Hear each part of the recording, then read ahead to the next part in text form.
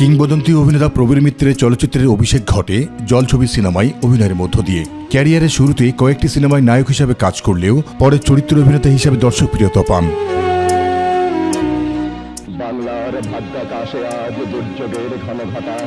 দীর্ঘ 5 দশকে এই যাবৎ 4 শতাধিক সিনেমাতে অভিনয় করে বার্ধক্যতে এসেও অভিনয় করার প্রতি অন্যরকম এক আক্ষেপ ছিল গুণী এই অভিনেতার। এভাবে একের পর এক কালজয়ী নান্দনিক ও বাণিজ্যিক সফল ছবির মধ্য দিয়ে অভিনেতা প্রবীর মিত্র পৌঁছে যান শীর্ষ অভিনেতার কাতারে। এসব কালজয়ী সিনেমায় অনবদ্য অভিনয়ের জন্য পেয়েছেন জাতীয় পুরস্কার সহ আজীবন জাতীয় সম্মাননা।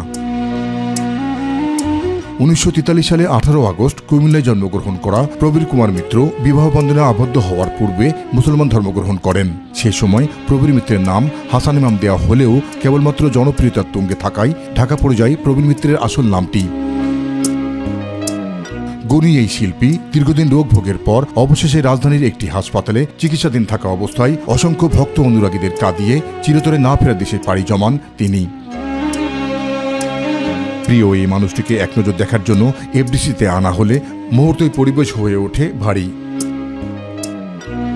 যেতে নাহি দেব হাই, তবু যেতে দিতে হয়, তবু চলে যাই। রবি ঠাকুরের অমর বাণীটি ভাস্বর হয়ে উঠেছে এফডিসি প্রাঙ্গণ। আর তাই সতীর্থ নির্মাতা এবং চলচ্চিত্র শিল্পীরা বললেন, বাংলা চলচ্চিত্রের প্রবীর মিত্রের শূন্যস্থান কখনোই পূরণ হবার নয়। কিভাবে টাইমিংগুলো মেনটেন করতে হয়, সবসময় বসে বসে রাত্রে সকাল বিকাল দুপুর সবসময় ভালো ভালো উপদেশ দিতেন। মাঝে মাঝে ক্ষোভ হতো যে দাদা এত বৈচিত্র্যমুখী চরিত্র অভিনয় করছে, আমরা কোনো সেই চরিত্রগুলি পাচ্ছি না। স্বজনরা জানান, বার্ধক্যে এসেও অভিনয়ের প্রতি প্রবল ইচ্ছা ছিল তার, কিন্তু অসুস্থতার কারণে সেটি আর হলো না। যে সময়টা উনি অভিনয় করতে পারেননি সেই সময়টাকে উনি খুবই মিস করতেন। এই সময়টা যেই সময় উনি কাজ করতেন, অভিনয় করতেন। একজন সরল মনের মানুষ ছিল এবং চাইতো যে সবার সাথে মিশে একটা সুন্দর পরিবেশে উনি কাজ করে যাবেন। প্রবীর মিত্রের বিদায় বেলায় নামি দামি শিল্পীদের অনুপস্থিত থাকাটা যেন বেদনার বলে মনে করছেন শিল্পী ও কলাকুশলীরা। একটা পরিবারের মতো, এখন পরিবারের মানুষগুলোই যদি খবরাখবর না নেয় তো এটা তো কষ্ট লাগারই কথা। আমাদের বেসিক্যালি যদি আমরা বলতে চাই যে আমরা একটা ইউনিটি ফ্যামিলি, আসলে আমরা ইন্ডাস্ট্রিতে কেউ ফ্যামিলি না। প্রজন্মের পর প্রজন্ম তারা তার অভিনয় দেখেছেন এবং তাকে স্বীকৃতি দিয়েছেন যে সে আমাদের খুব প্রিয় একজন শিল্পী।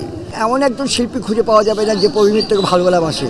প্রবীর মিত্রর কাছ থেকে শিখেছি একটা শিল্পীকে একটা শিল্পী হিসেবে পরিচয় বহন করতে হলে তাকে জন্ম থেকে মৃত্যু অবধি সেটাকে বহন করতে হবে। শেষ বয়সে যেটি এসে উনি যেটি কাজটি করেছেন সেটি অত্যন্ত ভালো কাজ করেছেন। উনি সর্বক্ষণই নামাজ, রোজা এবং আপনার ওই কোরআন পড়া নিয়ে কিন্তু উনি ব্যস্ত থেকেছেন।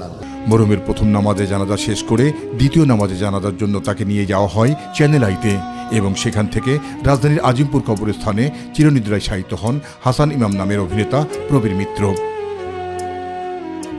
জাহিদ আহমেদ বাবু, মাই টিভি, ঢাকা।